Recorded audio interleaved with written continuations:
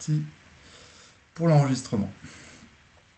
Donc, voilà, je disais, on va commencer par une présentation un peu et un retour sur cette réforme, hein, les objectifs de cette réforme et un peu le contexte de cette réforme. Alors, vous verrez, j'utilise d'ailleurs, moi, assez librement aussi bien le terme de réforme que de révision parce que je trouve qu'effectivement, on a une évolution hein, de nos référentiels de formation, mais qui vise plutôt, et je vais y revenir, à accentuer en fait des logiques hein, qui étaient déjà inscrites dans les précédentes réformes.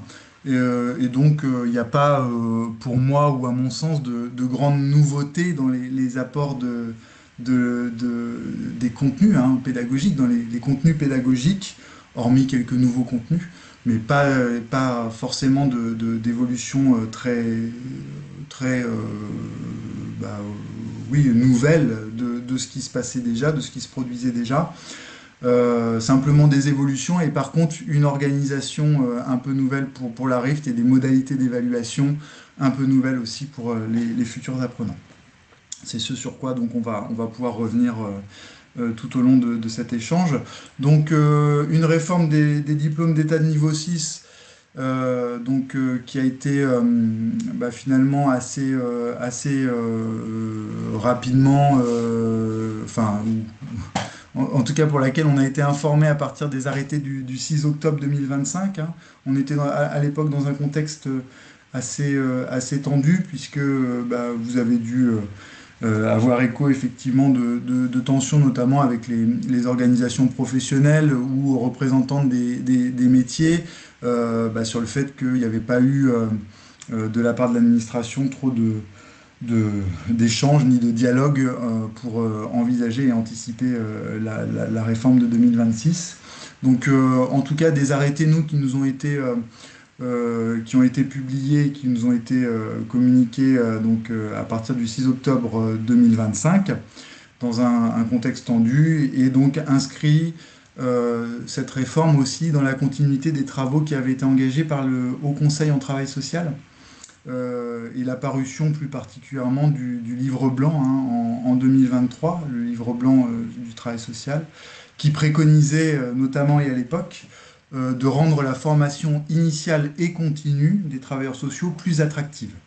Je rappelle, dans un contexte assez tendu, hein, là aussi, puisqu'il y avait une baisse d'attractivité assez significative et une baisse du nombre d'étudiants dans les formations en travail social. Donc c'était aussi en réponse à cela, en tout cas en partie.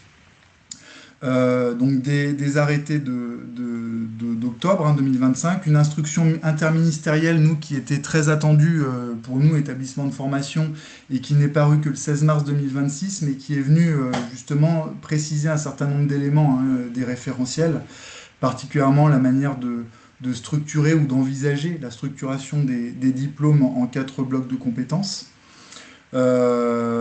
Préciser également les modalités de positionnement hein, des étudiants à l'entrée en formation avec l'apparition d'un positionnement qui est orienté non plus que sur le diplôme de l'étudiant ou l'expérience professionnelle, mais aussi sur les engagements, ce qui est dit les engagements étudiants, on pourra y revenir. Hein. Mais voilà, suppression, en tout cas généralisation, je l'évoquais tout à l'heure, généralisation du contrôle continu, à l'ensemble des diplômes, et puis suppression également du mémoire, qui était effectivement peut-être une épreuve voilà, un peu emblématique au préalable, mais suppression du mémoire, comme toutes les licences en fait, hein, comme tous les diplômes de niveau licence au profit d'une épreuve,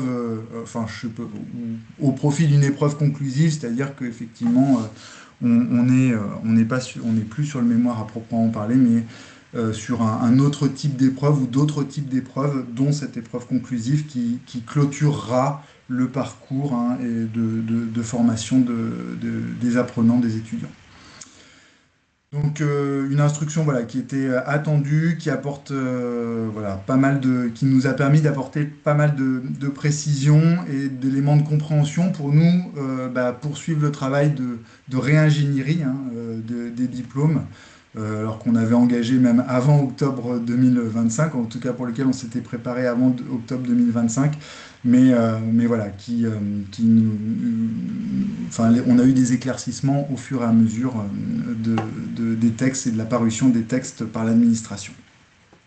Donc une réforme qui entre en vigueur à compter de septembre 2026, ça c'est certain, et définitif pour les diplômes de DE, donc assistant de service social, éducateur spécialisé, éducateur, éducatrice de jeunes enfants, et en 2027 pour le diplôme d'État de conseiller, conseillère en économie sociale familiale, qui conserve cette spécificité-là d'être un diplôme organisé non pas sur 3 ans comme les autres, mais bien sur une année, puisque les entrants en DE-CESF sont passés par un BTS ESF juste avant.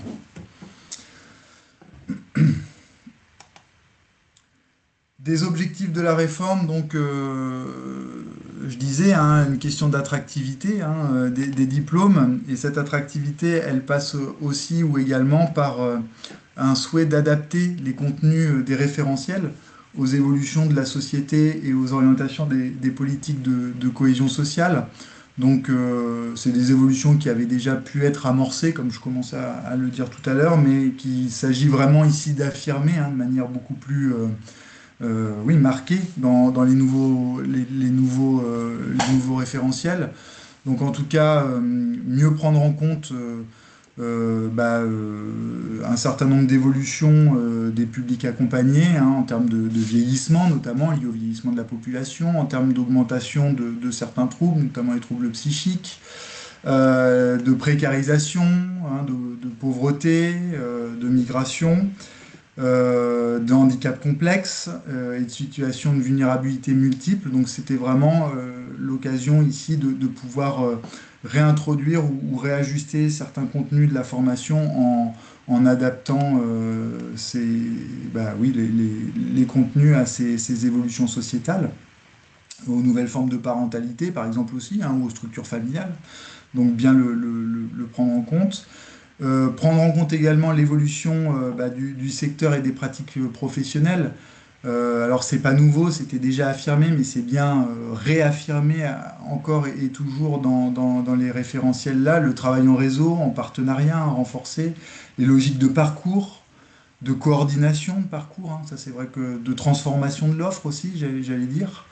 Et puis je dirais, et c'est vraiment quelque chose qui semble assez central, ou en tout cas oui, important dans la manière pour nous de devoir concevoir la réforme, c'est la participation accrue des usagers, des usagers ou des personnes accompagnées, à travers voilà, la pérédance, l'empowerment, le pouvoir d'agir, etc.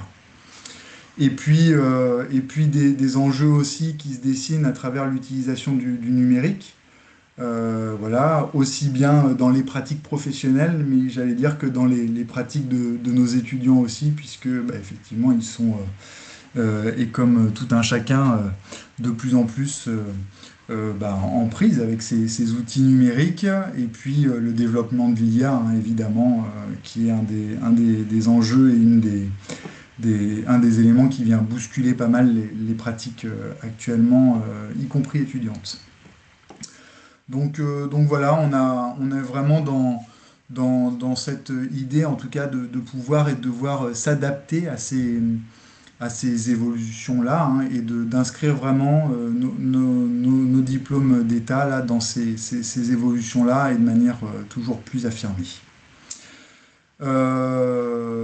Donc adapter, voilà, et puis faciliter les trajectoires professionnelles également. L'idée, c'est, bon, c'est pas nouveau aussi, mais de pouvoir effectivement se mobiliser et passer ces diplômes toujours via différentes formes, que ce soit la formation initiale continue, l'apprentissage, la VAE toujours, et puis j'allais dire des trajectoires un peu plus singulières de nos étudiants avec l'opportunité qui est laissée désormais à l'issue de la première année, l'opportunité qui est laissée aux étudiants de pouvoir se réorienter et de pouvoir demander à aller vers une autre filière que celle choisie initialement. Par exemple, un étudiant qui entre en première année d'AS, d'assistant de service social, ou assistante de service social, qui, à l'issue de la première année, estime que, et au regard des éléments qu'il a compris du contexte et du métier, estime qu'il souhaite se réorienter et aller plutôt vers un autre diplôme, je sais pas, celui de CESF par exemple, ou celui d'éducateur spécialisé, d'éducatrice spécialisée ou de jeunes enfants. Donc en tout cas, voilà, on est quand même un peu dans cette logique-là. Voilà, ce que je disais, on est quand même et parallèlement sur une inscription déjà et dans une continuité de la réforme de 2018 qui avait déjà affirmé un certain nombre d'éléments qui constituaient un tronc commun en formation, hein, en travail social. Donc là, on est toujours dans cette volonté-là. Et c'est même renforcé, hein, c'est renforcé à l'occasion de la réforme de 2025, là, de renforcer cette logique-là de complémentarité des diplômes, hein. Et je dis pas uniquement de transversalité ou d'uniformisation des diplômes, parce que c'est pas que ça. Il y a bien des éléments de tronc commun et transversaux qui vont être plus importants, mais quand même, et toujours des spécificités, hein, qui vont être conservées et continuer d'être affirmées, en tout cas à la RIFT, hein, pour chacun des diplômes d'état du travail social. Donc nous, c'est quelque chose sur laquelle on aura une vigilance et mes collègues pourront y revenir ensuite. En tout cas, voilà, on est en tout cas dans cet équilibre-là à trouver entre spécificité, hein, propre à chaque diplôme et complémentarité des diplômes les uns entre les autres, et puis apports transversaux et compétences transversales indépendamment du diplôme préparé. Voilà, et puis un rapprochement toujours de l'appareil de formation en travail social du cadre général des formations universitaires. Bon, bah là, c'est pareil, c'est pas nouveau, mais on poursuit sur la logique qui était déjà enclenchée. La logique, vous voyez bien, ou en tout cas, vous le percevez déjà, j'imagine, c'est les ECTS, hein, la logique des crédits européens. Donc des 180 crédits européens dans le cadre de la licence. La poursuite, par exemple, parce que c'est lié au cadre universitaire, hein, des formations de niveau licence, la poursuite d'un enseignement, même s'il est assez réduit en temps, mais de langue vivante étrangère, par exemple aussi. Et puis, toujours plus d'affirmation, voilà, de cette logique là aussi de personnalisation des parcours et d'accompagnement pédagogique en direction des étudiants, des apprenants. Donc voilà, ce qui, ce qui est nouveau, ou en tout cas ce qui est une évolution pour nous, établissement de formation en travail social, et l'ARIF particulièrement, c'est qu'on a une autonomie plus importante qui nous est donnée avec cette réforme de 2025. Là, on a une autonomie plus importante qui nous est donnée pour organiser nos enseignements, organiser nos blocs de compétences, puisque voilà, on est passé en bloc de compétences, on passe là intégralement en bloc de compétences. Donc pour organiser tout ça, pour structurer les parcours des apprenants et les évaluer également avec le contrôle continu, mais mes collègues y reviendront ensuite. Donc voilà un petit peu pour les objectifs de la réforme et ses premiers propos voilà, de contexte et introductifs. Donc je vais laisser la parole ensuite à Gwenelle, ma collègue Gwenelle, donc, qui disait responsable de centre d'activité sur le centre Angevin, et puis qui anime également le comité de pilotage de cette réforme à la RIFT avec Alexandre, voilà, pour présenter donc l'évolution un peu de l'architecture des formations, si tu veux bien prendre la parole, Gonel. Oui, bonjour et merci Benoît pour cette présentation complète du contexte et des objectifs de la réforme. Oui, je suis donc Gwenaëlle Kermanac et je suis en co-animation du pilotage de la réforme à la RIFT avec mes collègues Alexandre que vous allez voir tout à l'heure et Sophie Leroy sur le site de Laval aussi. Donc, dans un premier temps, après cet apport assez contextuel, on va aller plutôt vers des éléments techniques et pratiques sur la mise en œuvre des textes, hein, de cette réforme, avec à la fois la présentation des éléments que les textes nous donnent et la part d'autonomie qu'on a pu mettre en œuvre. Alors, je vois que tu es reparti, Benoît, sur la première diapo. Euh, hop, voilà, c'est celle-ci, c'est Alors bon. j'ai un petit souci, Merci. moi, Gonel, parce que je suis le seul, peut-être le seul, mais je ne t'entends pas. Moi, en revanche, je suis Ah bon? Tu ne comme m'entends madame pas? Je ne sais pas, l'a dit pour au les autres début. personnes, vous m'entendez? Est-ce que tout le monde l'entend sinon? Ouais, il n'y a que moi ou... Ouais, ok. Oui, Ah bah, en bon, bah revanche, moi, je écoute, t'entends pas. Bon, Oui, on entend nous aussi. je suis désolée, Benoît.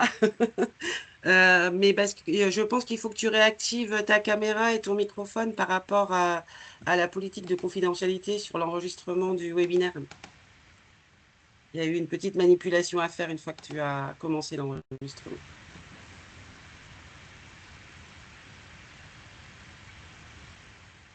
est-ce que c'est bon pour la présentation? Elle se réaffiche bien? Ouais. Là, ça y est, elle se réaffiche. Mm. Donc, ah non, ça fait que Bon, de bah, il sauter. faudra me faire un signe, Gonel, parce que je ne t'entends plus, donc je ne sais pas quand est-ce que je dois changer ou pas la slide. D'accord. Donc, première évolution dans l'architecture des formations, ça va être une évolution sur la durée et les volumes horaires de formation qui, entre les différents diplômes de niveau 6, vont être harmonisés. Hein, on a des formations ES, EJE et ASS qui vont passer à 3442 heures sur 6 semestres, réparties évidemment entre 1517 heures de théorie et 1925 heures de pratique, soit 55 semaines de stage. Donc, on voit là aussi la part plus prégnante hein, qui est donnée pour certaines filières à la durée de formation sur les terrains. Donc, ça, principalement pour la filière AS. Bon, les ES, eux, on verra tout à l'heure, perdent un petit peu d'heures de pratique.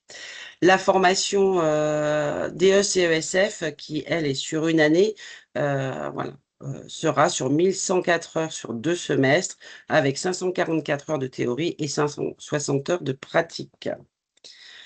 Donc ça, c'est sur les durées, mais sur la logique d'individualisation des parcours, je ne vais pas trop y revenir parce que Benoît l'a bien présenté tout à l'heure, un des axes importants de cette réforme euh, est d'individualiser les parcours, c'est-à-dire d'avoir une durée et des contenus qui peuvent varier en fonction de l'expérience professionnelle, certes, des diplômes antérieurs, mais même d'expériences plus personnelles en amont de la formation.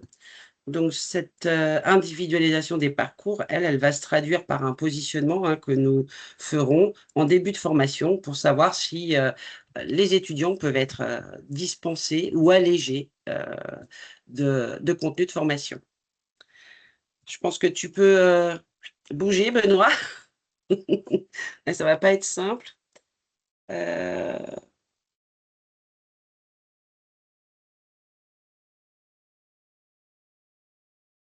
Il faut que je change de diapo, c'est ça? Oui, oui, c'est ok, ça. merci.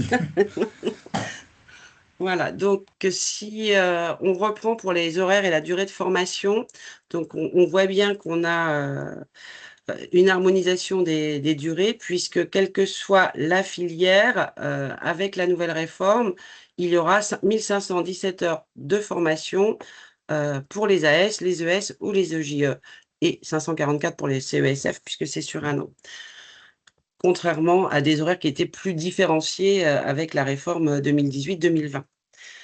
Donc, qu'est-ce qu'on peut en dire sur la formation enfin, sur la formation théorique? On voit que bah, la formation assistante service social perd quand même 223 heures de cours théoriques, hein, ce qui est l'équivalent d'à peu près de 6 semaines, euh, alors que la formation ES gagne un petit peu d'heures, ainsi que la formation EJE.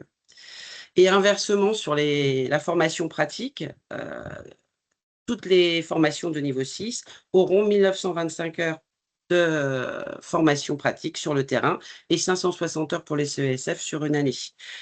Donc là, bah, évidemment, ça se rééquilibre et c'est les assistantes de service social qui vont gagner 3 semaines de formation pratique et plutôt les éducateurs spécialisés et les éducateurs de jeunes enfants qui vont perdre 175 heures par rapport à la réforme 2018-2020, soit 5 semaines à peu près de formation pratique. Je pense que tu peux changer, Benoît aussi.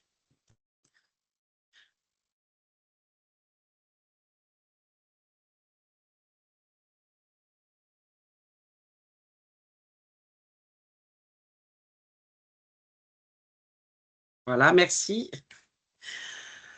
Donc, on a des textes qui nous donnent l'architecture principale des formations de niveau 6. Donc, toutes les formations sont composées de 4 blocs de compétences. Euh, donc, 4 blocs de compétences. Un bloc 1 qui est spécifique à chaque diplôme et avec des contenus plutôt sur les métiers, alors que les blocs 2, 3 et 4 sont plutôt des blocs communs euh, des 3 diplômes de formation là, niveau 6. Alors, je dis commun, mais quand même, du coup, à la Rift, nous avons fait le choix de faire du bloc 2, un bloc qui mixe finalement des contenus communs et des contenus spécifiques au métier parce que c'est enfin, pour s'adapter au public et aux activités et aux missions des différents métiers. Par contre, eux, les blocs 3 et 4, qui concernent le travail partenarial et l'autonomie professionnelle, sont des blocs qui constituent complètement le socle commun à toutes les formations. C'est-à-dire que tous les étudiants, qu'ils soient en formation ES, formation EGE ou formation ASS, vont avoir les mêmes contenus dans les blocs 3 et 4. Voilà sur les blocs. Après, ce qu'on voulait vous dire, c'est qu'il fallait, enfin, que cette organisation pédagogique, elle doit permettre, et ça c'est aussi bien inscrit dans les textes, elle doit permettre une montée en compétences progressive et développer une approche réflexive des apprenants. Avec, alors peut-être Benoît, tu peux aussi changer, donc avec des objectifs pédagogiques et une alternance. Je veux bien que tu tournes. Ouais, c'est un peu compliqué sans.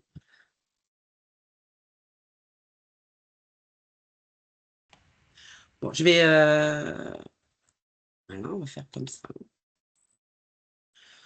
Donc, une progression pédagogique voilà, qui s'organise en fonction des 3 années, avec une première année qui serait plutôt orientée sur découvrir pour comprendre, où on confronte, où les étudiants sont plutôt confrontés à la réalité professionnelle et découvrent les institutions et les publics.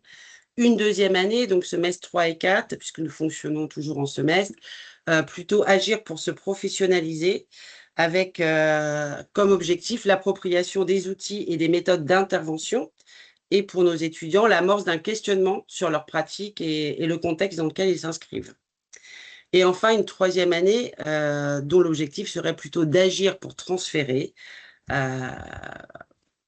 avec la consolidation du positionnement professionnel et le développement de la compréhension de la place du travailleur social, développement des capacités et la prise en compte de développement des capacités des personnes à agir pour elles-mêmes et des groupes. Voilà, donc l'idée, c'est bien d'avoir, quel que soit le diplôme, des objectifs un peu communs par année.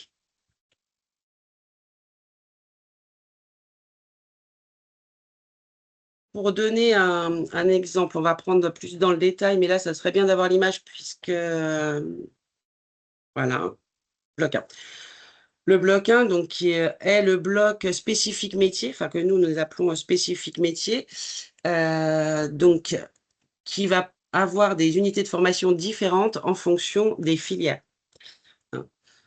Donc, l'objectif pour le DE assistant de service social est de concevoir et conduire un accompagnement social global visant l'amélioration des conditions de vie et qui va se décliner avec 4 unités de formation, le champ d'intervention de l'ASS, la relation d'aide, l'accès au droit, la coordination de l'accompagnement social global. Pour le diplôme DE éducateur spécialisé, l'objectif est concevoir et conduire un accompagnement éducatif spécialisé dans une visée inclusive avec 4 UF, champ d'intervention de l'ES, relations éducatives spécialisées et coordination de l'accompagnement éducatif. Enfin, pour les EJE, L'objectif est plutôt concevoir et conduire un accompagnement éducatif dans l'intérêt du jeune enfant et de son entourage, avec 5 UF pour cette filière-là. Le champ de l'intervention de l'EJE, la relation éducative, la prévention, la parentalité et le projet d'établissement. Pour les CESF, ce bloc 1, qui a pour objectif de concevoir et conduire un accompagnement social dans le domaine de la vie quotidienne, va reprendre 3 UF, le champ d'intervention du CESF, l'action de conseil et l'accompagnement éducatif budgétaire. Voilà, donc ce cadre-là de blocs, d'objectifs et de nomination des unités de formation est donné réglementairement par le référentiel de formation. Donc ça, il va être le même pour tous les organismes de formation. Voilà. Peut-être, Benoît, passer au bloc 2, 3 et 4, voilà. Donc bloc 2, 3 et 4, qui, dans le référentiel, sont présentés comme les blocs du socle commun des formations de niveau 6. Ces 3 blocs vont avoir les mêmes objectifs, quels que soient, enfin les mêmes objectifs, les mêmes unités de formation, quelle que soit la filière, même si les noms ne sont pas tout à fait les mêmes. Donc le bloc 2 va avoir pour objectif de favoriser et soutenir l'autodétermination des individus et des collectifs dans un but d'émancipation. Et donc ça, je crois que Benoît vous l'a bien expliqué tout à l'heure, c'est un des points forts de la réforme dans l'évolution des contenus de formation, cette question du pouvoir d'agir et de l'autodétermination et de la participation des publics et des usagers. Donc ce bloc 2, quelle que soit la filière, sera constitué de 3 UF, individus, groupes et sociétés, accompagnement socio-éducatif individuel et collectif, éthique et réflexivité. La particularité pour ce bloc 2 à la Rift, c'est que nous avons fait le choix de garder des contenus communs à l'ensemble des formations, mais aussi d'avoir, en fonction des contenus et des unités de formation, des développements qui seront plus orientés par filière, en fonction des publics, en fonction et en fonction des réalités de terrain, en fait. Alors, bloc 3, lui, qui est pareil, commun à toutes les formations, qui a pour objectif de s'inscrire dans une dynamique partenariale et territoriale en lien avec la mise en œuvre des politiques de cohésion sociale, va avoir 3 UF communes avec des contenus qui seront communs à l'ensemble des étudiants. L'action publique et ses transformations, les acteurs dynamiques de territoire et transition écologique qui fait partie des nouveaux contenus dans ce référentiel, et la démarche d'enquête et d'initiation à la recherche. Alors, c'est vrai que tout à l'heure, il a été dit que le mémoire ne serait plus une épreuve de certification pour ces diplômes de niveau 6, ce qui n'empêche pas, dans les contenus, d'avoir des apports sur la démarche d'enquête et d'initiation à la recherche. Ensuite, le bloc 4, pareil, commun à nos 3 dispositifs et qui a pour objectif de s'inscrire dans un contexte professionnel du travail social avec 5 UF communes. Première UF, la sociologie, la psychologie et le droit du travail. Deuxième UF, le travail collaboratif et l'autonomie professionnelle. Troisième UF, communication professionnelle et usage numérique. Quatrième, langue et culture étrangère. Et enfin, le cinquième, amélioration continue des pratiques et démarches qualité. Donc là, c'est vrai que dans ces contenus, on voit bien que le numérique est clairement affiché en unité de formation, ainsi que la démarche qualité qui va être plus prégnante dans les formations. Voilà. Du coup, peut-être, parce que c'est vrai que là, je vous présente les UF, mais ça ne vous donne pas les contenus avec précision. Cette réforme va permettre donc d'adapter les contenus aux enjeux contemporains et vont voir apparaître de nouvelles thématiques. Donc, on en a déjà vu quelques-unes, l'autodétermination, le pouvoir d'agir, mais également l'approche par le genre et les rapports sociaux de sexe, la transition écologique, la transformation de l'offre les enjeux du numérique et de l'IA, les préventions des risques professionnels, la gestion budgétaire et financière d'une structure, la qualité et l'amélioration continue et le travail social international. Voilà.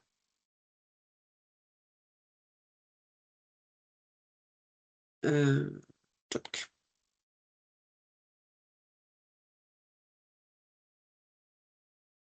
Alors, je ne sais pas, l'idée était de savoir si vous aviez des questions sur cette première partie de présentation de la réforme.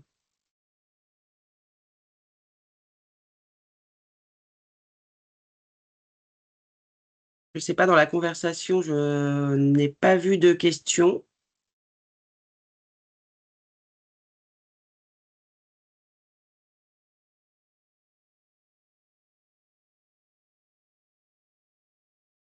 Non,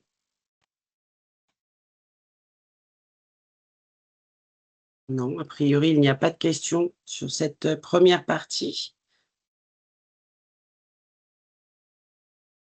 Alors, s'il y a des questions qui arrivent, pour le bloc 1, je lis: est-ce que les élèves choisissent? Alors non, pour le bloc 1, les élèves ne choisissent pas les contenus qu'ils vont aborder, bah, une fois qu'ils sont inscrits en formation. C'est-à-dire que le choix, il va se faire plutôt au moment de l'orientation en amont de la formation, par rapport, au métier qu'ils souhaitent exercer, après ces 3 années de formation.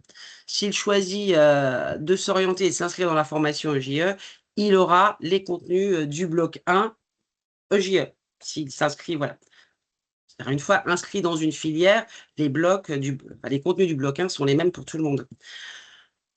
Après, positionnement. Quelqu'un qui aurait de l'expérience peut avoir certains contenus du bloc 1 allégés en fonction de son expérience professionnelle ou même personnelle, hein, comme on l'a dit tout à l'heure, ou même sur l'engagement. On appelle ça sur l'engagement étudiant, hein, le fait d'être dans la vie associative, engagé dans la vie associative, d'être pompier volontaire. Il y a tout un tas de modalités d'engagement qui sont prises en compte aujourd'hui, alors qu'elles ne l'étaient pas auparavant. Mais oui, non, il n'y a pas de choix des élèves sur les contenus du bloc 1.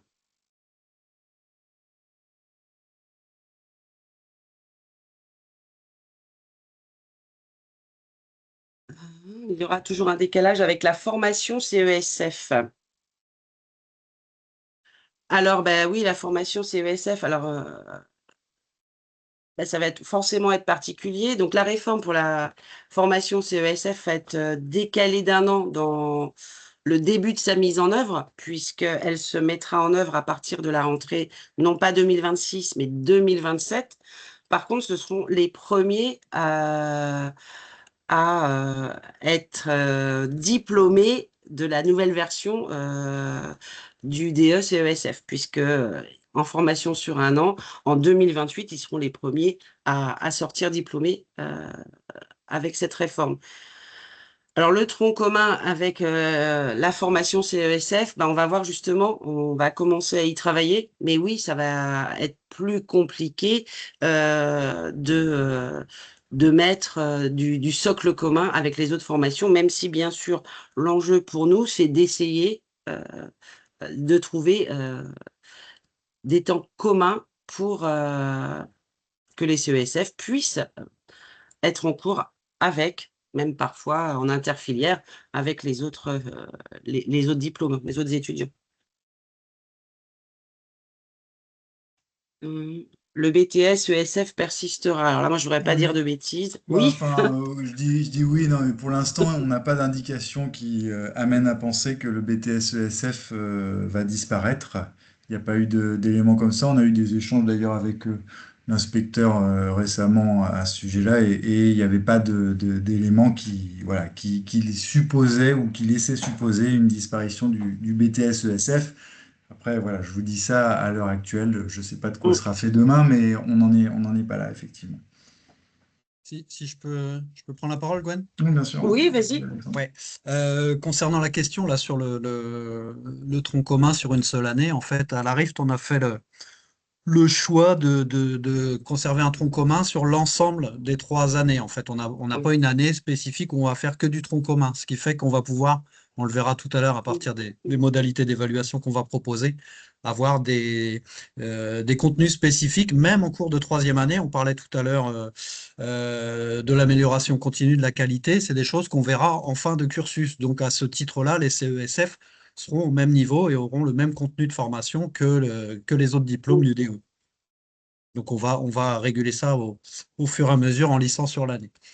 Et sur la transformation de l'offre, c'est vraiment aussi tout l'enjeu de cette réforme finalement, c'est vraiment d'adapter la formation à l'évolution des pratiques professionnelles et des modes d'accompagnement. Donc la prise en compte d'un accompagnement centré sur les personnes, la question de la désinstitutionnalisation, les nouvelles pratiques professionnelles avec les nouveaux dispositifs type plateforme et Ouais.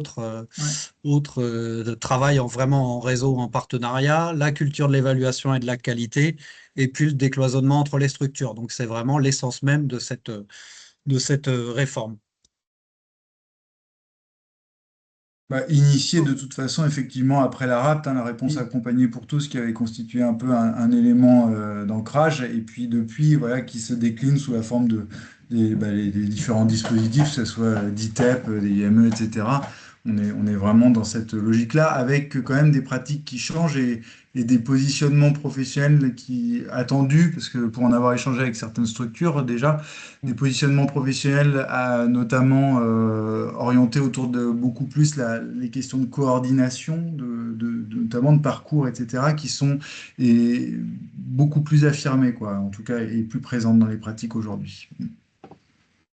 Je crois qu'il y a une autre question là. Pour les étudiants qui ont déjà débuté leur formation, sont-ils également sur ces nouvelles modalités? Non, les étudiants qui ont commencé leur parcours de formation donc en 2025 ou avant, même en 2024, hein, puisque c'est une formation pour 3 ans, vont aller au bout de leur parcours sous le dispositif avec lequel ils ont commencé, c'est-à-dire avec l'ancienne réforme, celle de 2018.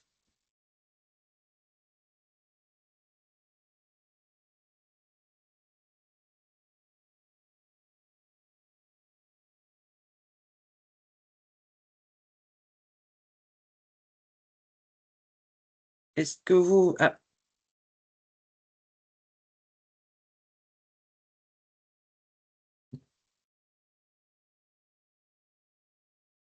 il y a une question sur: y aura-t-il une Plus-value. plus-value sur ce nouveau diplôme en termes de recrutement pour les terrains?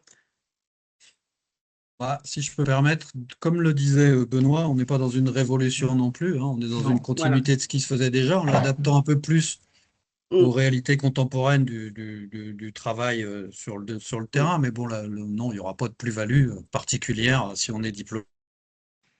Non, Le par contre, socle il y a... commun existait déjà, hein, de toute façon, Oui. sur l'ancien dispositif. Il y avait déjà du Oui. socle commun et des cours en interfilière Hmm. entre les différents parcours, hein. Je La crois qu'il y a quand plus-value même à la un... rigueur pouvait être engagée Ouais. en 2018 au passage au niveau licence, ce qu'avaient pas Mmh. les personnes qui avaient acquis le diplôme d'État précédemment. Là, il y avait une plus-value pour l'apprenant, mais sur le terrain, je suis pas certain que ça change radicalement. En tout cas, on aura a priori des apprenants qui seront plus préparés à affronter les réalités du terrain.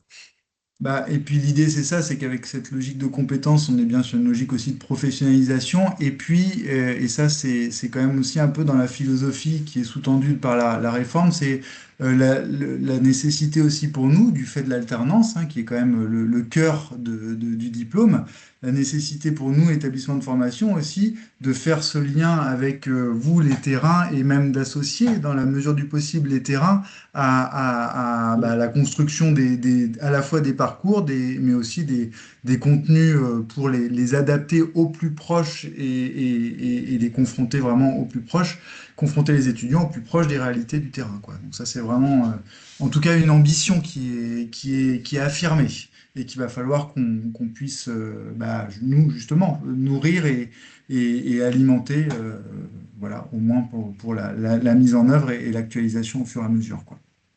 Je pense que les questions s'orientent vers le terrain et que c'est Oui. justement l'occasion d'aller sur la partie formation pratique. Vous aurez Ouais. peut-être déjà des réponses dans la présentation. Benoît, tu as retrouvé le son ou pas? Ça y est, C'est bon? Ok. ça y est. Donc, j'ai même changé la diapo, donc je vous laisse, allez-y, je vous laisse Si continuer. tu peux mettre du coup sur la période pratique, la Ouais, prochaine, ça y s'il te est. plaît. Normalement, Alors, ça on y la Non, est, je voit pas crois. Ah apparaître? non, synchronisé, oui, pardon. Ok. Hop. Est-ce que c'est... Non. Alors non, parce que c'est toujours Morgane qui doit avoir la main, du coup.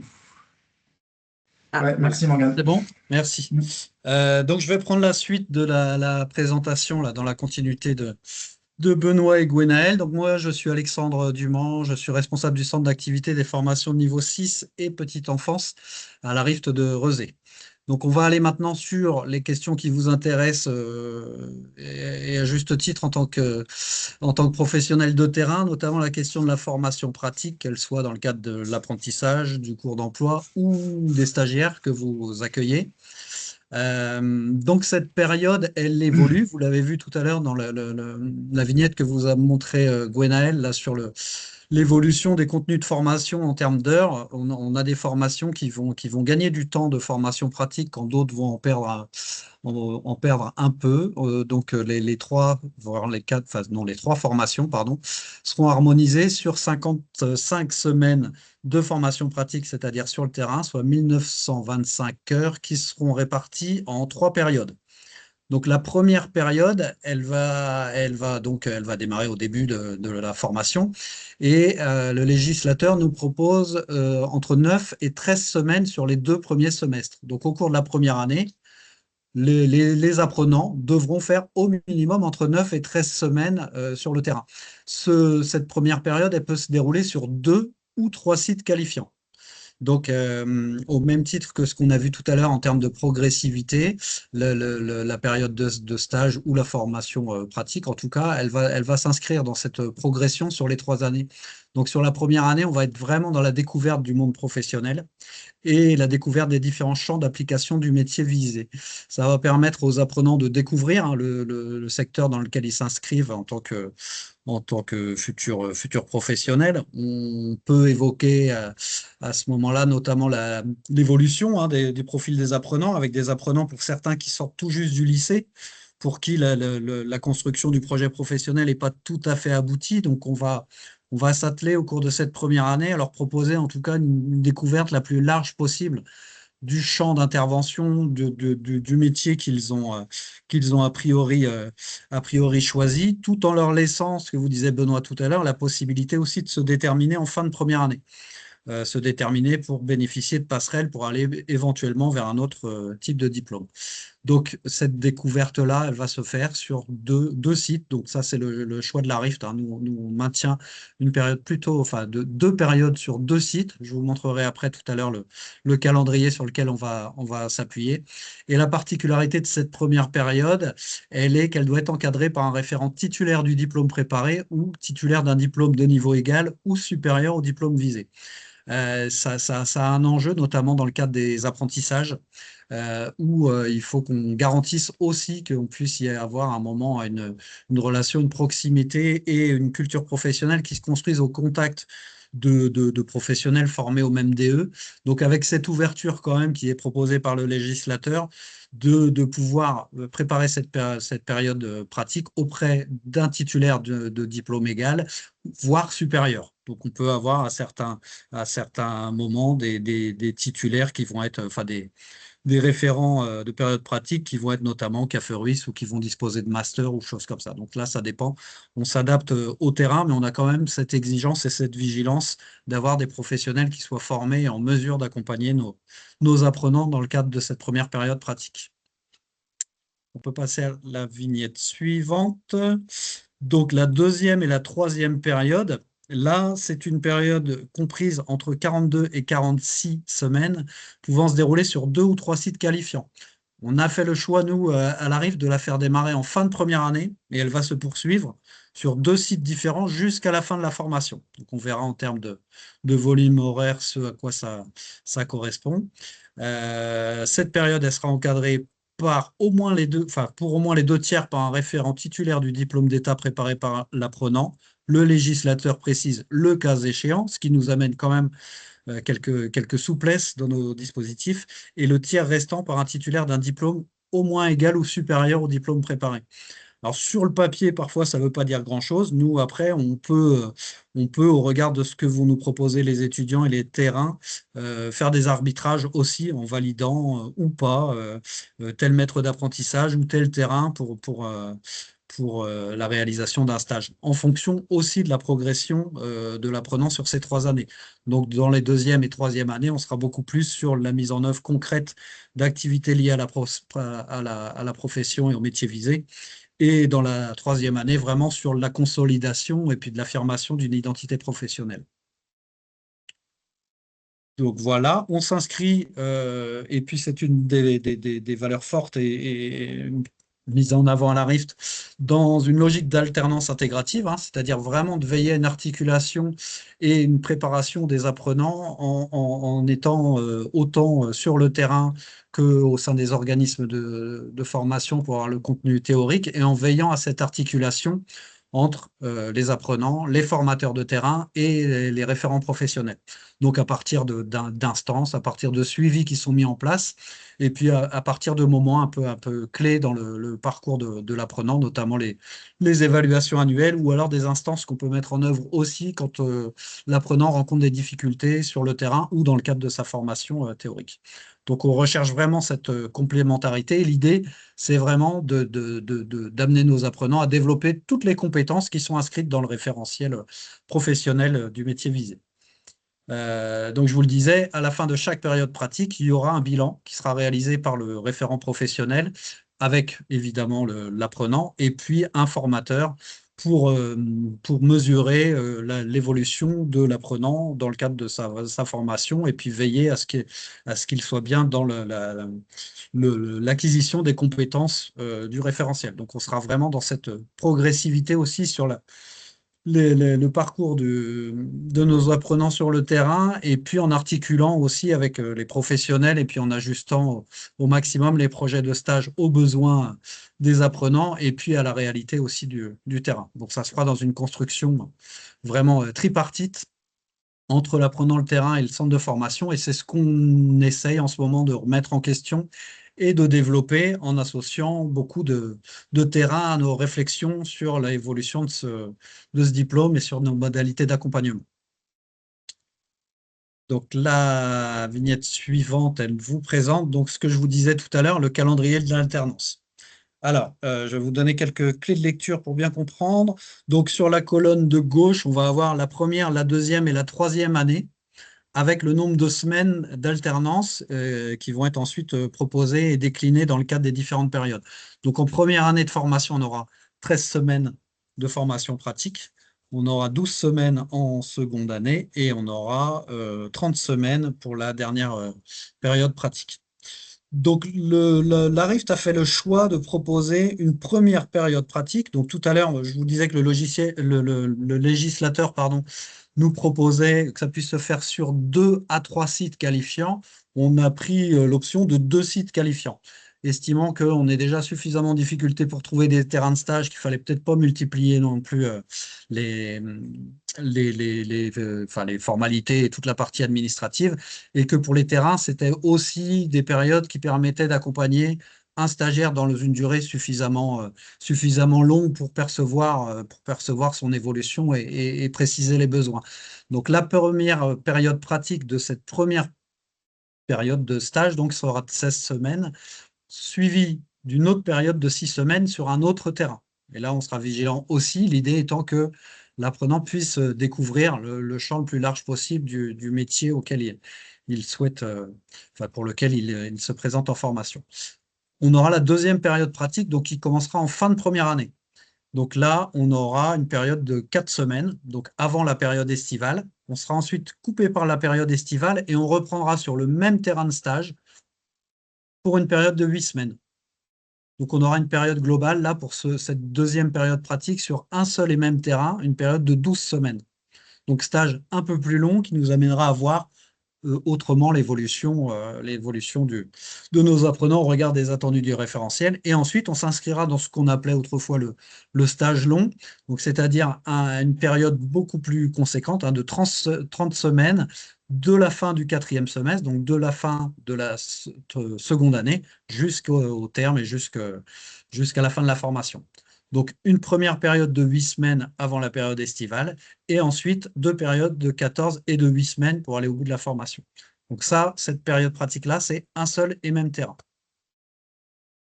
On reviendra peut-être tout à l'heure si vous avez des questions sur ces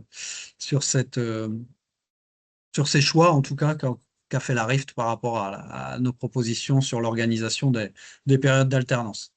Je vais maintenant du côté des modalités d'évaluation. Ce qu'on vous a présenté tout à l'heure, c'était de vous dire que la certification telle qu'on la connaissait jusqu'ici n'existera plus et qu'on va s'inscrire donc à partir de l'année prochaine pour les premières années dans un contrôle continu. Donc, c'est-à-dire vraiment de mesurer progressivement tout au long de la formation que l'apprenant a bien acquis les compétences au regard de là où il en est de sa formation. C'est-à-dire qu'on aura des exigences qui vont monter au fur et à mesure de la progression de la formation. Donc, on passe de cette logique de certification avec des évaluations ponctuelles, souvent condensées en fin de formation, qui conditionnaient aussi des réussites à une épreuve et la validation en fin de parcours, à cette nouvelle logique d'évaluation beaucoup plus progressive, intégrée vraiment à la formation, qui va permettre de mesurer les acquis de l'étudiant, qui va être validé régulièrement aussi avec l'attribution des crédits européens. Hein. Donc, ce que vous disait Benoît tout à l'heure, on a 180 crédits pour un niveau licence au terme de la formation. Donc là, il s'agira de proposer des évaluations qui vont permettre aux apprenants de valider 30 crédits par semestre, 60 par an, pour au terme avoir les 180 crédits attendus au niveau licence. Et donc, avec donc l'accompagnement renforcé de l'équipe pédagogique qui va vraiment s'inscrire dans ce travail d'évaluation. On mettait y compris avec les formateurs de terrain. Ça, c'est des modalités qu'on travaille actuellement, mais c'est comment on va associer les formateurs de terrain aussi aux évaluations et à la validation du parcours de nos apprenants avec vraiment des outils un peu plus complets que ce qui peut exister aujourd'hui peut-être pour vraiment vous accompagner aussi dans cette évaluation des périodes de formation pratique. Donc les UE, les ECTS, je ne reviens pas dans le détail, hein, les unités d'enseignement, on va rentrer un peu dans quelque chose de technique, mais en gros, on a chaque unité de formation a 2 unités d'enseignement, avec là aussi une progression qu'on a proposée, que je vous montrerai tout à l'heure dans le cadre du travail qu'on réalise actuellement avec les formateurs sur cette partie du contrôle continu. Donc, ces UE seront validés, sauf l'épreuve conclusive sur laquelle je reviendrai tout à l'heure, qui est une épreuve à part entière. Et donc, un bloc de compétences sera validé quand l'ensemble des unités d'enseignement associées seront validées ou si la moyenne dans le bloc est équivalente à 10 sur 20. Donc, il y aura des compensations possibles au sein d'un bloc. Donc, ce que je vous disais, on va s'attacher vraiment à évaluer en fonction d'une progressivité. On n'aura pas les mêmes exigences en début de formation où vraiment l'apprenant est dans le cadre d'une découverte et d'une sensibilisation à vraiment ce qui sera attendu en fin de formation avec vraiment des compétences qui devront être affirmées, consolidées avec une identité professionnelle qui sera beaucoup plus marquée et assumée par l'apprenant. Donc, en fait, on a décidé, nous, de proposer ces unités d'enseignement et de les inscrire dans une forme de progressivité aussi. Donc, chaque unité de formation que vous a présentée Gwenaël tout à l'heure aura 2 unités d'enseignement qui seront proposées en termes de contrôle continu. La première avec le degré 1 qui sera où les attendus seront au niveau de l'appropriation et de la compréhension. Donc, on devra mesurer si l'apprenant identifie, repère, sait décrire, peut commencer à expliquer et à distinguer certaines notions, certains concepts, etc. Donc, ce sera le premier degré d'évaluation. Et puis, un peu plus tard, dans le parcours de l'apprenant, on viendra mesurer un deuxième degré où là, on s'inscrira beaucoup plus dans est-ce que l'apprenant est capable de mobiliser des connaissances et des compétences au service d'une analyse professionnelle. Donc, est-ce qu'il est en mesure vraiment de se positionner dans une posture réflexive? Est-ce qu'il est capable d'articuler la théorie, la pratique? Est-ce qu'il est capable de jongler aussi avec plusieurs champs théoriques? Est-ce qu'il est capable d'étayer son discours et d'argumenter en s'appuyant sur de la théorie? Est-ce qu'il est capable de justifier ses pratiques et puis ses modalités d'intervention en s'appuyant là-dessus et de construire une vraie réponse adaptée à une situation et à des besoins qui seront vraiment analysés et évalués finement? Donc voilà, donc ça, on en tiendra compte au fur et à mesure du parcours de formation des apprenants et en s'appuyant aussi sur les évaluations faites et évidemment sur les terrains. Et donc, le législateur introduit cette nouvelle épreuve, appelée épreuve conclusive nationale. Alors, elle ne se substitue pas en tant que telle au mémoire de pratique professionnelle tel qu'il existait, parce que celui-là disparaît. Ça reste quand même une épreuve exigeante où on va vraiment aller rechercher les capacités d'analyse de nos apprenants, une capacité à prendre du recul sur tout son parcours de formation et avoir une analyse réflexive sur ses interventions et sur son métier. Donc ça va quand même solliciter beaucoup de travaux de recherche, beaucoup d'étayage théorique et conceptuel. Donc c'est pas ça se substitue pas aux mémoires, mais ça vient quand même répondre à pas mal de choses qu'on travaillait jusque-là dans le cadre de cette épreuve mémoire qui avait certes une dimension symbolique, mais voilà, qui doit être réinterrogée, notamment au regard des attendus d'un niveau licence. Quand on est dans un cursus universitaire, on ne produit pas un mémoire en licence, c'est réservé au master. Donc là, le législateur s'inscrit dans cette logique-là. Par contre, c'est vrai qu'on a cette ambition quand même de maintenir cette exigence en termes d'analyse, de capacité à conceptualiser, à théoriser et à prendre du recul sur son intervention, à vraiment s'inscrire dans cette posture réflexive. Donc cette exigence-là, elle demeure, c'est juste la forme qui sera un peu différente. Donc ce dossier, il sera de 25 à 30 pages. Il sera soutenu. Donc, il y aura pour ce dossier un jury avec 15 minutes de présentation et 25 minutes d'échange, avec des examinateurs, avec une grille nationale. Et donc, ces examinateurs, on aura d'un côté un formateur et de l'autre un professionnel titulaire du DE. Cette note-là, elle est particulière parce que je vous disais tout à l'heure qu'au sein d'un bloc, les notes se compensent. Au sein du bloc 1, donc dans lequel s'inscrit cette épreuve conclusive, cette note, elle ne sera pas compensable. Donc là, de fait, si l'apprenant n'a pas la moyenne pour cette épreuve conclusive, eh bien, de fait, il ne pourra pas valider son diplôme. Voilà, il doit y en avoir une dernière, je crois. Donc, c'était ce que je vous disais. Cette note, voilà, la note qui n'entre pas dans la moyenne. D'évaluation d'UE qui seront compensables au sein d'un même bloc, mais on ne pourra pas compenser non plus les blocs entre eux. Et donc, cette certification, hein, qui reste quand même de la compétence de l'ADRETS pour les EJE et les assistants de services sociaux et du rectorat pour les EDUXP et les CESF. Donc la certification, elle sera toujours actée sur la base du livret de formation qui devra être présenté pour la certification, des propositions de notes qui seront faites par les formateurs sur chaque bloc de compétences et la grille d'évaluation suite à l'épreuve conclusive. Donc voilà pour ma partie, je pense être arrivé au terme. Voilà, on va maintenant prendre les questions. Je n'ai pas regardé dans le fil de conversation, j'ai vu Oui, qu'il y avait des choses qui apparaissaient. je vais les Ouais, lire, les questions, du coup, ça va être plus simple. ouais. Il y a une question sur l'épreuve conclusive qui est de demander si le contenu de cette épreuve est à la discrétion de chaque organisme de formation. Donc, bah non, Ben puisque non. là, c'est une Ouais. épreuve nationale hein, de certification qui sera la même pour tous les organismes de formation, donc pour tous Ouais. les étudiants. Et d'ailleurs, pour Avec une laquelle, grille d'évaluation qui est voilà, proposée ouais, par Mm. par le la grille certificateur. d'évaluation est bien nationale, c'est-à-dire que c'est pas nous qui déterminons effectivement Mm. les critères d'évaluation, c'est Mm. nationalement et ça, on ne fait que l'appliquer entre guillemets, ouais, complètement. Mm. Et donc, avec deuxième question sur y a-t-il un rattrapage sur cette épreuve conclusive? Donc, Non. a priori, pour celui-là, non. Autant pour Non. les autres, on y réfléchit, on regarde actuellement comment on peut compenser des notes qui n'auraient pas la moyenne en mettant en place des rattrapages. Sur celle-ci, on n'aura pas la main. Donc, non, il n'y aura pas de rattrapage. Donc, l'échec à cette épreuve-là, ce sera une épreuve à repasser l'année suivante.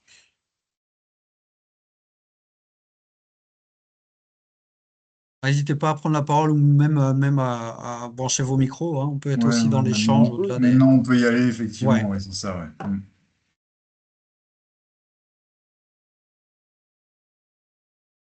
Est-ce qu'en deuxième et troisième année, il peut y avoir des passerelles comme pour les premières années, vous voulez dire, c'est ça, peut-être? Mm.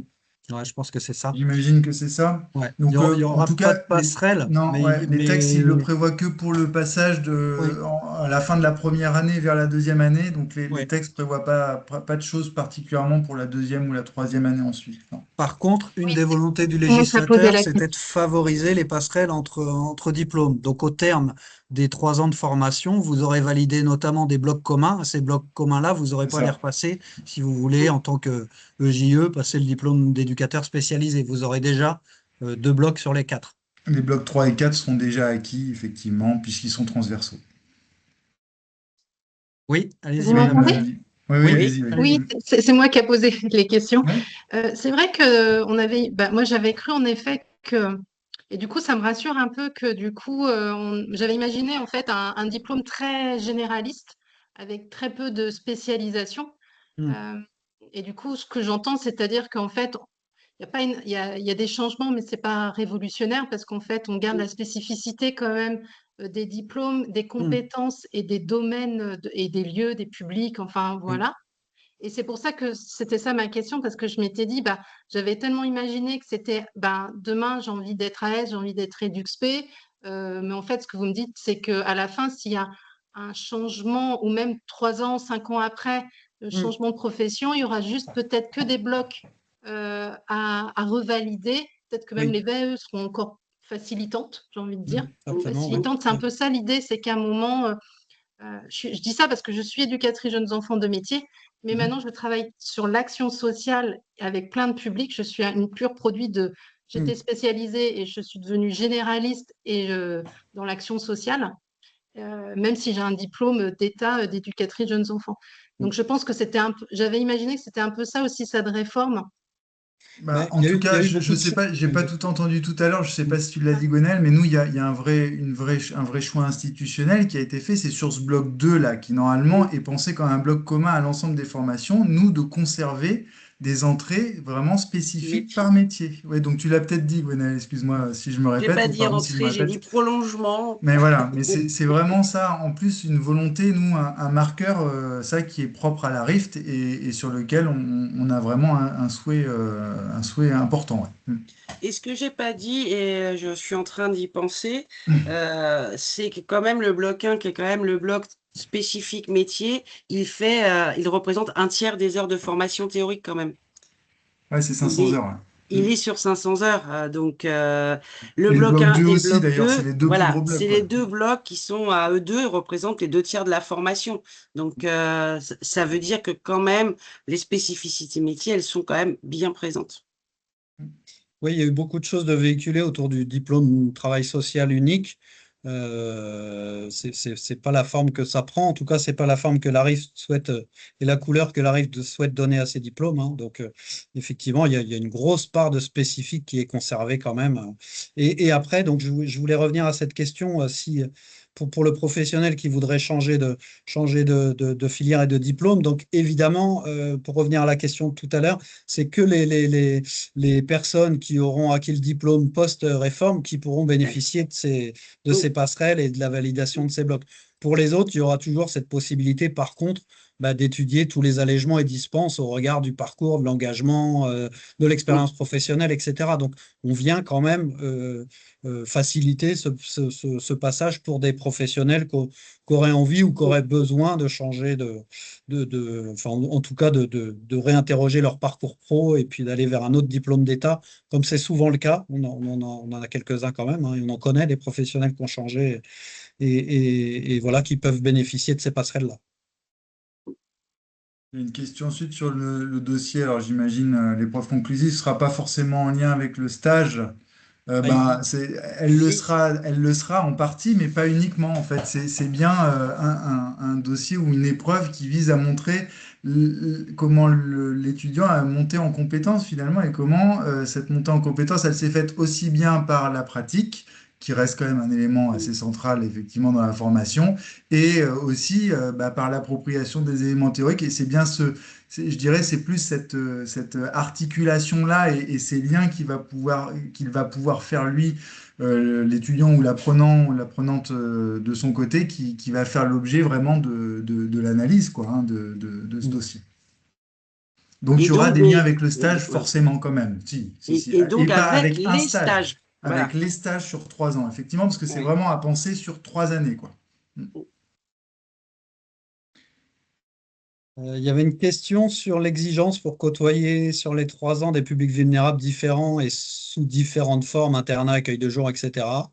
Il n'y a pas Euh, d'exigence, mais il y non, a rien qui empêche. Et j'allais oui, dire que là aussi, dans le parcours de progression de l'étudiant et de montée en compétence de l'étudiant, c'est quelque chose qui peut être valorisé, justement, c'est de pouvoir avoir une entrée qui ne se fasse pas auprès d'un public spécifique ou un public avec lequel il a une appétence plus particulière, mais bien une logique d'aller côtoyer et rencontrer et accompagner des publics vulnérables différents, effectivement, avec différentes formes aussi d'intervention ou d'accompagnement, complètement.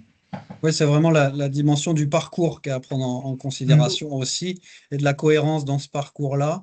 Et aussi d'éviter certains écueils avec parfois des stagiaires qui vont sur des terrains de formation pratique qui correspondent pas du tout de là où ils en sont, donc qui se retrouvent en difficulté parce qu'ils sont en milieu ouvert ou des choses comme ça, alors qu'ils n'ont pas du tout appréhendé le quotidien notamment. Donc on sera vigilant aussi à favoriser une forme de cohérence au regard de là où en est l'apprenant, on regarde ce qu'il a à travailler aussi en termes d'objectifs. Et donc, autant que faire se peut, en tout cas, parce qu'on fait pas toujours, on fait parfois avec la réalité aussi des offres de stage dont on dispose, mais autant que possible, on essaiera de les orienter vers les terrains qui sont le plus cohérents au regard de leurs besoins et de leur évolution au cours de la formation. Mais on reste dans des questions un peu sensibles sur l'offre de stage notamment.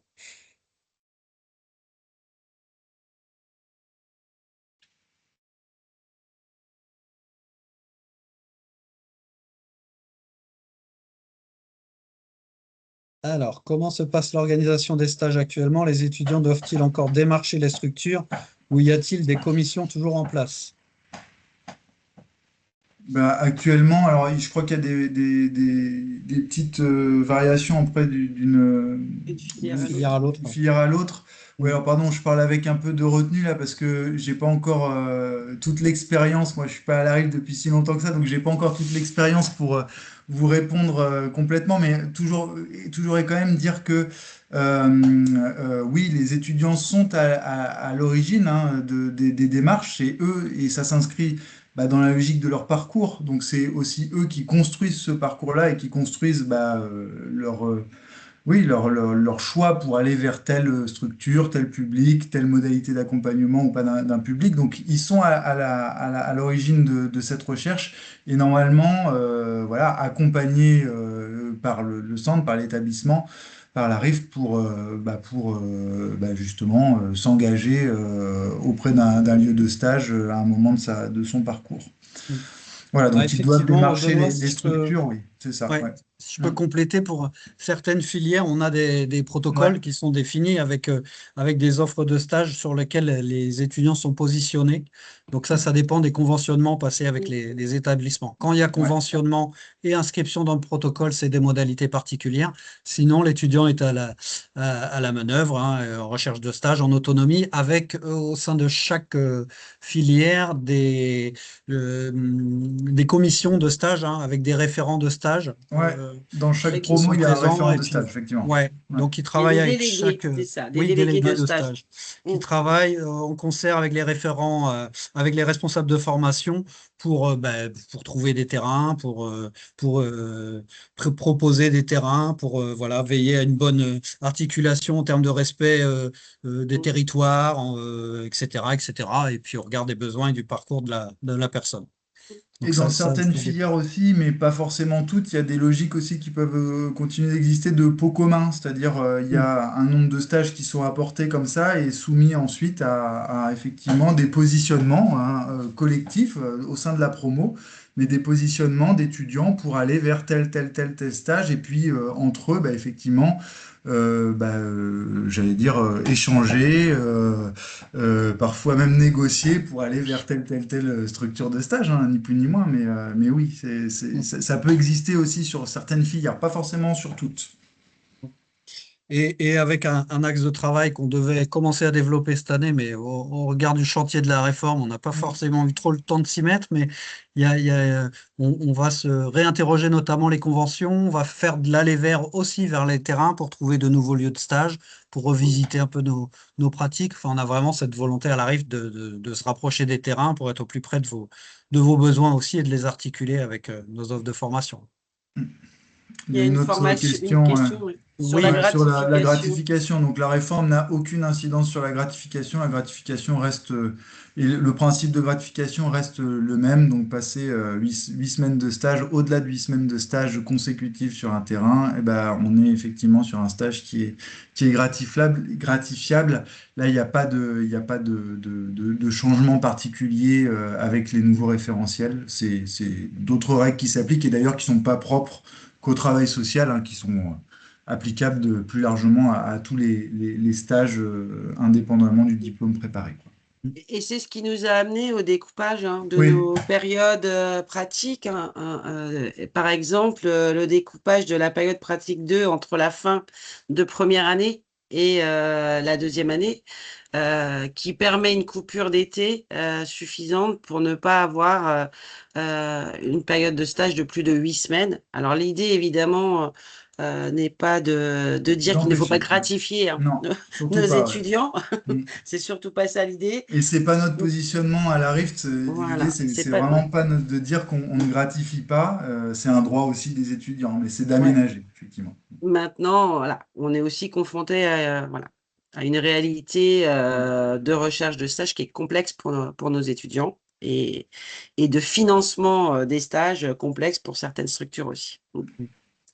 il y a une question concernant la communication professionnelle, l'analyse d'une dynamique d'équipe, les dynamiques institutionnelles et l'approche clinique qui seraient moins présentes. Alors, elles sont certes moins présentes dans la présentation qu'on a fait aujourd'hui parce qu'on n'est pas allé dans le détail du contenu Ouais. des unités de formation, mais c'est encore des gros morceaux, hein, toute la Mm. dynamique de groupe, travail d'équipe, les Bloc dynamiques 3, ouais. institutionnelles, le travail clinique avec toutes les approches autour de la socio, psychosociaux, psychanalyse et plus encore. Donc non, non, c'est encore très, très présent. On n'a pas pu aller dans ce détail-là et puis on n'a pas mis l'accent dessus parce que quelque part, là, ça s'inscrit dans une forme de continuité C'est ça. et dans ce qu'on souhaite préserver aussi au niveau de la formation des diplômes d'État à la RIFT, hein. Donc voilà, n'ayez crainte là-dessus. Ce travail avec une articulation théorique et avec vraiment ces analyses-là, ces capacités d'analyse, en tout cas, on a vraiment, dans la manière dont on a euh, proposé ces nouvelles maquettes, mis l'accent là-dessus, hein.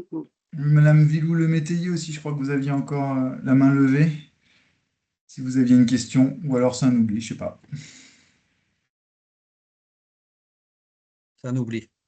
Peut-être. Voilà, Ok. c'est confirmé. Merci. Est-ce qu'il y Alors, avait on a encore un éventuellement peu de temps. d'autres questions si vous le souhaitez?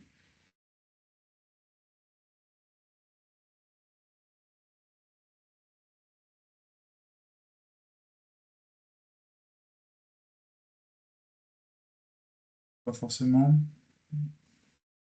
Bon, simplement, peut-être moi, ou ça va peut-être faire venir d'autres questions, mais dire que, un peu comme je le disais en introduction, c'est aussi l'occasion pour nous, la RIF, de pouvoir faire du lien avec les terrains professionnels à travers l'alternance qui va se dérouler et qui est réaffirmée dans le cadre de cette réforme, mais à travers aussi tout le travail alors d'ingénierie qu'on a commencé, mais qu'on voudrait continuer dans la mesure du possible, à penser avec vous, hein, les terrains professionnels et puis les professionnels du secteur. Donc, et ne soyez pas étonnés si prochainement et assez rapidement, on vous sollicite ou vous êtes sollicité Des groupes de travail. pour venir participer effectivement alors à la fois à nos espaces de réflexion et puis toujours plus aussi à contribuer aux formations hein, et à venir pourquoi pas en cours devant les étudiants ou témoigner devant les étudiants, mais en tout cas au moins de pouvoir participer à l'élaboration et pour nous avoir continuer ce travail réflexif hein, et d'adaptation vraiment de notre dispositif de formation aux réalités professionnelles bah voilà, que vous vivez quotidiennement. Donc nous, c'est quand même quelque chose d'important et je crois que c'est vraiment un marqueur fort aussi de cette réforme sur lequel on a en tout cas pour ambition de le construire avec vous, quoi, dans la mesure du peu, et autant que faire se peut. Ouais. Est-ce qu'on est en lien avec d'autres écoles sur l'organisation de la réforme? Alors oui, on a essayé enfin on a essayé, pas qu'essayé d'ailleurs, on a pris contact avec d'autres écoles, alors notamment parce qu'on est adhérent à différents réseaux, que ce soit Unaforis ou le CERSO là. Donc oui, on est en contact avec d'autres écoles. Après, je vous cache pas et quand même que les contacts sont pas si fréquents que ça parce que chacune des écoles est en plein dans son travail bah, d'organisation, d'ingénierie, etc., qui nous laisse pas forcément un temps aussi important qu'on le souhaiterait pour se coordonner ou en tout cas échanger entre nous. Mais bon, voilà, c'est aussi l'ambition de certaines de nos tutelles aussi, c'est de pouvoir nous inviter, et elles ont pu nous inviter à continuer, ou en tout cas à poursuivre et voire même développer ce travail bah, d'échange entre nous. Donc c'est en cours, c'est pas aussi important que peut-être on aurait pu le souhaiter ou que ça aurait pu l'être, mais c'est en cours en tout cas, ouais.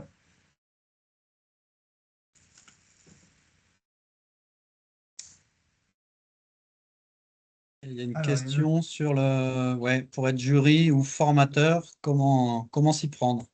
bah, pour être jury Alors, certification à Rift, effectivement, il y a une adresse dans Morgane est la... présent C'est sur ça. le en Et en sous-marin, tant mais il est que... là. C'est ça. Ou en tant que formateur, formatrice ponctuellement, alors il ne faut pas hésiter à nous envoyer des CV à la Rift, donc voilà, via les accueils, etc., pour qu'ils nous soient relayés et qu'on puisse, nous, bah, les transférer, les diffuser aux responsables de formation, notamment aux formateurs, et constituer un peu ou en tout cas alimenter un peu notre CV Tech pour bah, justement qu'on puisse faire appel à vous si vous êtes partant, quoi. Et donc effectivement, on regarde l'heure, sauf s'il y a d'autres questions. Une question de Euh, Monsieur Châtelier. Ah, Ce n'est pas une ouais, question, c'est c'est pas une plutôt question, effectivement. Oui. Morgane, effectivement, donc, dit nous avons besoin de stages dès l'an prochain pour les 3 temps de première année. Donc effectivement, oui. De toute façon, on va revenir vers vous aussi dans ce cadre-là, ça c'est clair. Non, mais et puis si au regard des personnes qui étaient inscrites ce soir, et même si on était un peu moins de participants que le nombre d'inscrits, effectivement, soyez pas étonnés, encore une fois, je le redis, mais on va vous envoyer certainement une prise de contact pour voir justement dans quelle mesure vous pourriez être amené à être partie prenante pour voilà, contribuer avec nous à réfléchir à la manière de mettre en œuvre cette réforme et aux futures étapes voilà, qui vont jalonner notre parcours à nous oui, oui, que ce soit le pédagogique, quoi. contrôle continu, que ce soit les nouveaux contenus. Voilà, il y a des choses intéressantes, en tout cas, à apprendre et à échanger avec les terrains pour nous, en tout cas. Donc, sauf à ce qu'il y ait d'autres questions, on va vous remercier toutes et tous pour votre Merci. participation et votre présence ce soir pour cette visio. Et puis vous souhaiter une bonne continuation et à très vite, voilà, on l'espère, pour de futurs échanges. Merci à vous. Merci. Merci à vous. Au revoir.